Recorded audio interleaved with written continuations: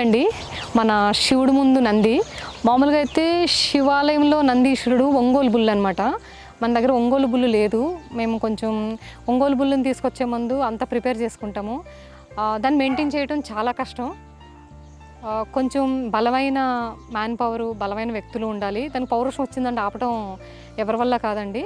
So Ongole బుల్లు బదులు మేము మన ఒంగోలు ఆవుకి ఇక్కడ ఒక ఫామ్ హౌస్లో కపిల ఒంగోలు ప్యూర్ బుల్ ఉందనమాట. అక్కడ తీసుకెళ్తూ ఉంటాము బ్రీడింగ్ సిస్టమ్కి. మిగతా ఆవులకు మాత్రం బుల్స్ ఉన్నాయి మనకి. ఇది రాటి రాజస్థాన్ నుంచి తీసుకొచ్చారండి. మీరు ఆ పొజిషన్ చూడండి. ఒక నంది ఈశ్వరుడు ముందు శివాలయంలో ఒక నంది ఎలా పడుకుంటుందో కరెక్ట్గా అందుకే విగ్రహాన్ని నంది శిలని అతను ఎప్పుడు ఒకే పొజిషన్లో చెక్కుతాడనమాట. ఒకటే పొజిషన్లో పడుకుంటుంది. గమనించండి, ఒకటి ఫోల్డ్ చేసుకుంటుంది కాలు, ఇంకొకటి ఫ్రంట్కి వదులుతుంది, ఇక్కడ కూడా ఫోల్డ్ చేసుకుంటుంది. ఈ పొజిషన్లో ఉంటుంది నంది ఎప్పుడు కూడా.